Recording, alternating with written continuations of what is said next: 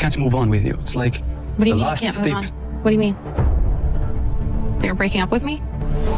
Yeah. I mean, report this girl, that girl, pictures, messages don't lie. Pathetic. Let's have a threesome. But I'm joking, babe. The moment felt unreal. 1 minute they stood in the middle of the Moroccan desert trying to talk through their relationship, and the next minute Ziad looked Emma straight in the eye and said he was done. No long discussion, no attempt to fix things, just a cold decision, followed by him walking away while Emma stood there trying to process what had happened. The silence around them made the scene feel even heavier. Sand, wind, and one relationship collapsing in real time on 90-day Fiance. Emma looked stunned. She had flown across the world hoping this trip would lead to love, maybe even an engagement. Instead, she watched the man she came to see turn his back and call a taxi like the whole relationship meant nothing. For Emma, the moment felt like the ground shifted under her feet. But the part that confused many viewers came from Ziad's sudden moral outrage. This was the same man accused of messaging other women before Emma even arrived. The same man who promised affection during their calls, then pulled away the moment she landed in Morocco. Yet now, he acted like Emma committed the ultimate betrayal. And the question started hanging in the air. Did he plan his exit long before this conversation even began? Emma looked emotional, hurt, and desperate to explain herself. She had ignored warning signs for weeks, maybe months. Anyone watching saw the tension building. But Emma believed love would fix the distance between them. What happened next changed the entire dynamic of this breakup. Emma stopped holding back. She still carried one truth that Ziad hoped would stay buried. And the moment she decided to say it out loud, the whole situation took a sharp turn. Emma did not travel thousands of miles for a casual visit. She came to Morocco hoping this trip would move their relationship forward. In her mind, this visit carried a big moment. A proposal. A clear sign their future together meant something. She packed bags with excitement. She told people back home she felt ready for the next chapter, and when someone believes love sits around the corner, every small moment begins to feel like a countdown. But the trip did not unfold the way Emma pictured it. Her birthday came and went.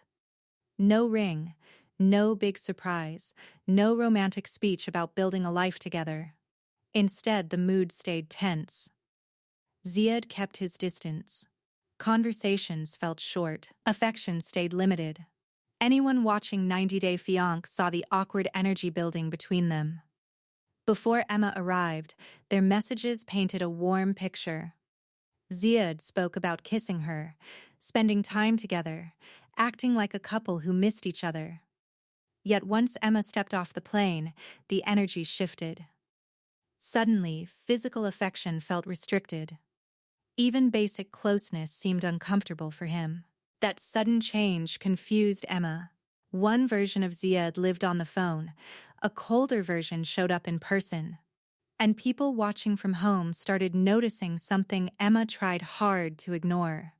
The gap between what Ziad said and how he acted kept getting wider. Emma kept pushing for reassurance. She wanted signs of commitment. She wanted clarity about their future. Ziad responded with distance. Short answers, quiet body language. The emotional balance tilted more each day. One person chased connection. The other stepped back further. Yet Emma held on to hope. She believed one honest conversation would fix everything. What Ziad did not know at that moment was Emma carried a secret the entire trip. A piece of her past she never mentioned.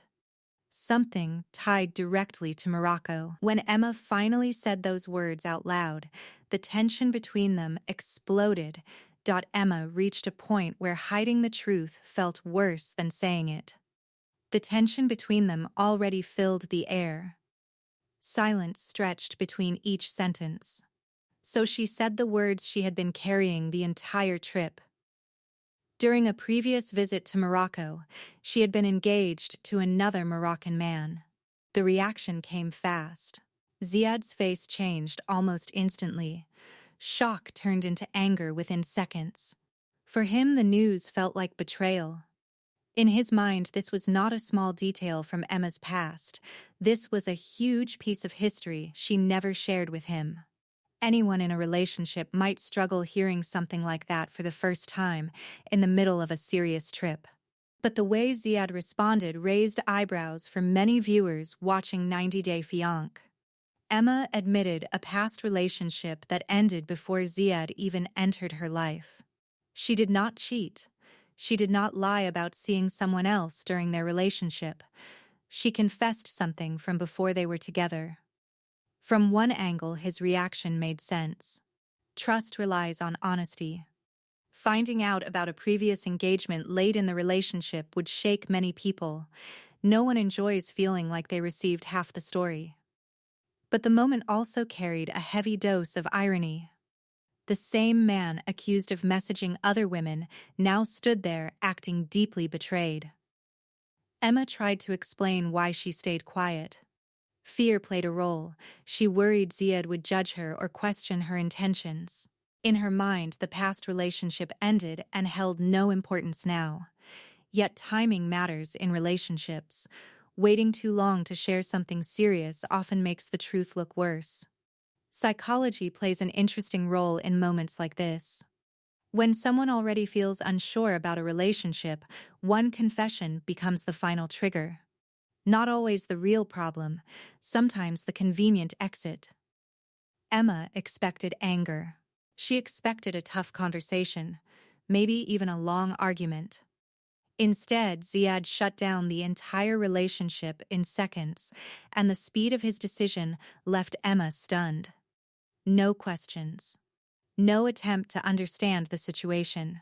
He looked at her and made a choice that ended the conversation right there. The air between them turned heavy. Emma waited for a response after sharing the truth about her past engagement. She expected anger, maybe confusion, a long conversation.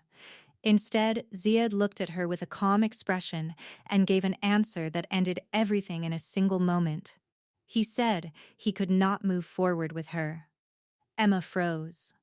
The desert around them felt quiet, yet the silence between them carried more weight than anything else. She had come to Morocco expecting romance, connection, maybe even a proposal. In her mind, this trip held the promise of a future. Yet the conversation collapsed into one short exchange. She asked him if he was breaking up with her. Ziad gave a short reply. Yes. That single word landed harder than a long argument ever could. Emma looked stunned. The speed of the decision made it worse. There was no attempt to pause, no effort to slow the moment down. Ziad acted like the relationship ended the second he heard her confession, and the sudden final tone left many viewers wondering how something so serious could end so fast. Emma tried to remind him of something important. She had seen messages between him and other women before this trip. Screenshots existed. Conversations where he invited women to visit him. Instead of walking away back then, Emma chose to stay. She accepted his explanations. She tried to trust him again. In her mind, she had already forgiven behavior that hurt her. Now she watched him treat her past like an unforgivable crime. The imbalance between them became clear in that moment. Emma fought to keep the relationship alive. Ziad seemed ready to close the door without hesitation. This was not only a breakup, it exposed the emotional weight each person carried in the relationship. One person invested hope, the other walked away with surprising ease. And the speed of Ziad's decision left a bigger question hanging in the air. Had he already planned his exit before Emma even opened her mouth? Emma stood there watching the man she came to see walk away from the relationship like the conversation never mattered. For a moment, she tried to keep calm. She tried to reason with him. But when someone shuts a door that fast, frustration builds quickly. The more Ziad pulled away, the more Emma realized something important. She had spent weeks protecting his image while he judged her for her past. So Emma stopped holding back. She said something that changed the entire tone of the moment. She reminded him of something both of them knew had already happened between them. They had been intimate. The same man who now spoke with strict moral judgment had shared a private relationship with her behind closed doors. That statement flipped the entire narrative. Ziad had spent the trip presenting himself as someone who respected strict cultural boundaries. He spoke about limits, about rules, about doing things the right way. Yet Emma's comment exposed a different reality. And suddenly, the story shifted from Emma's secret to Ziad's behavior. Cultural context matters here. In Morocco, sex outside marriage carries legal and social consequences.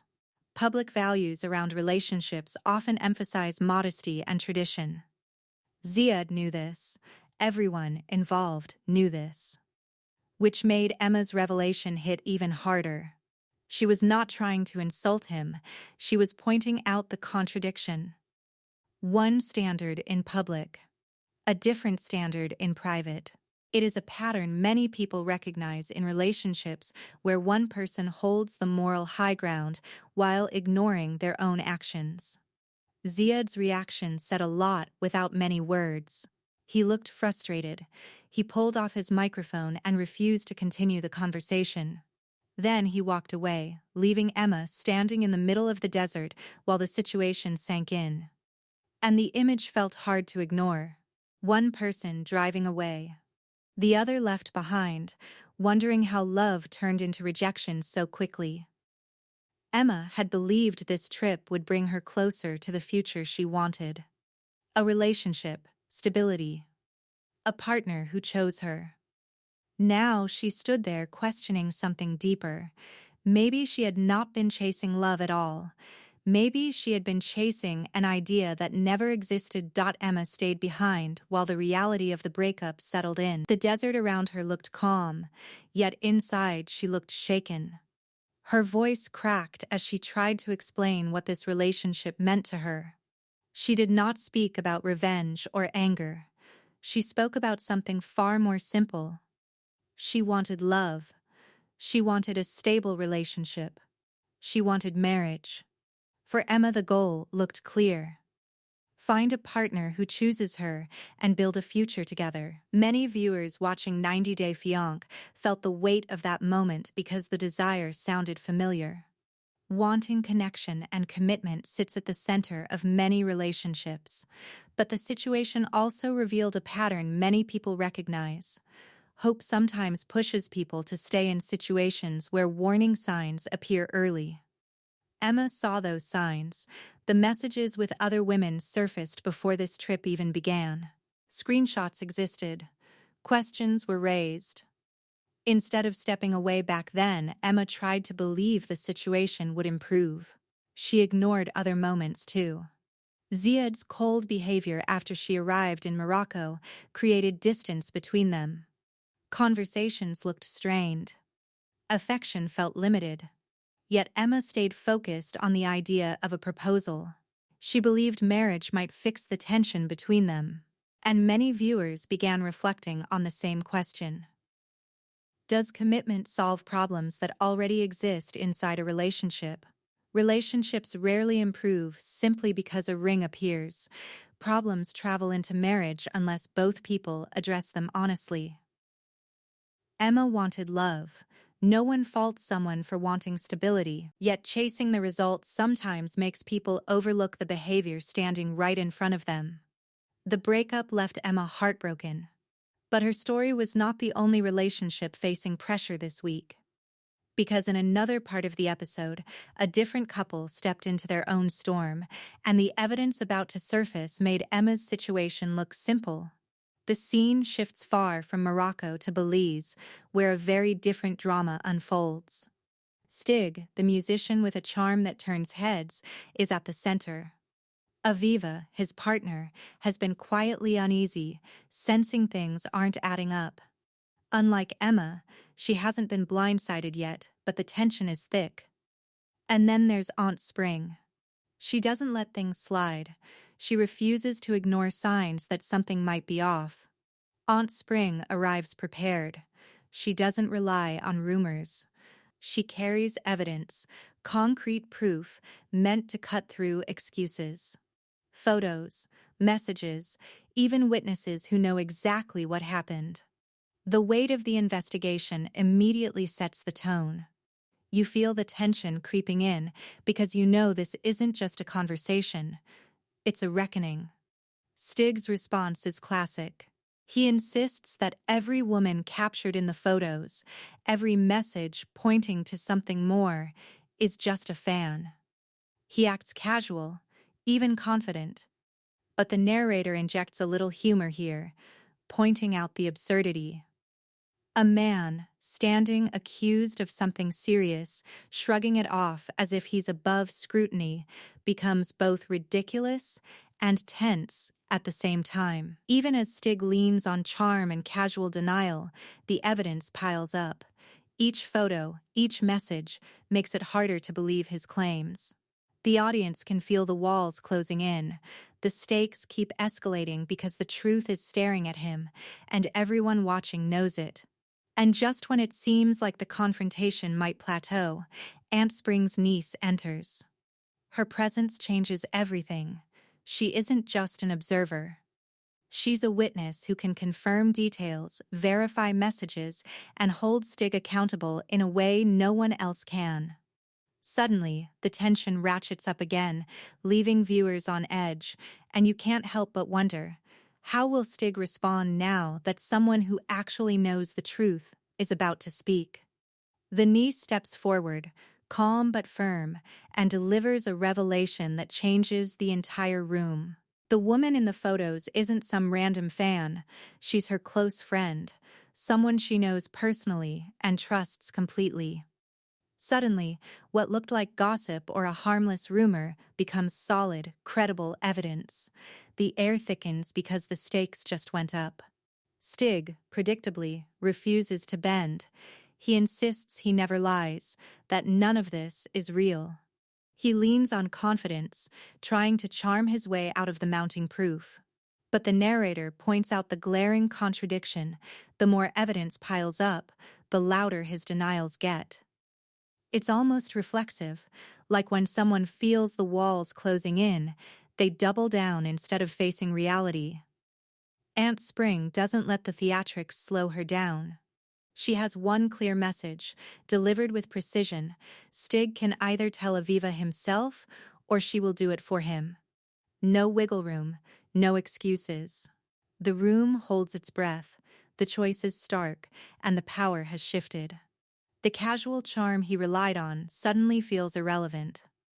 Meanwhile, Aviva remains outside this confrontation, unaware of just how deep the web of proof runs. She senses tension, yes, but the full story hasn't reached her ears yet. The audience is left in that space of suspense, knowing something major is about to drop, and Stig's options are rapidly shrinking. At this moment, everything rests on one decision. Will he confess, or let the truth come crashing down without his control? Stig finally has to face Aviva, and the tension is immediate. He tries to frame the confrontation as overblown, insisting the whole situation is blown out of proportion. His favorite excuse comes out again, the "she's just a fan" line. The narrator points out how flimsy this defense is, highlighting the logic without turning it into a personal attack. It's behavior under scrutiny, not character judgment. Aviva stays calm, which surprises viewers who expected an emotional explosion. She doesn't scream, she doesn't storm out.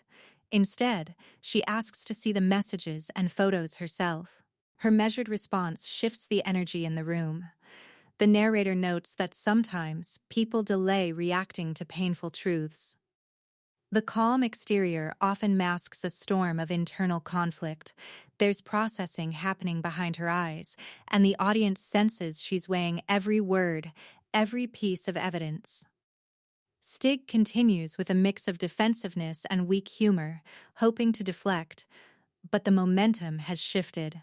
The power dynamic now subtly tilts toward Aviva. She's no longer just reacting, she's evaluating. The narrator emphasizes how this moment highlights a familiar pattern.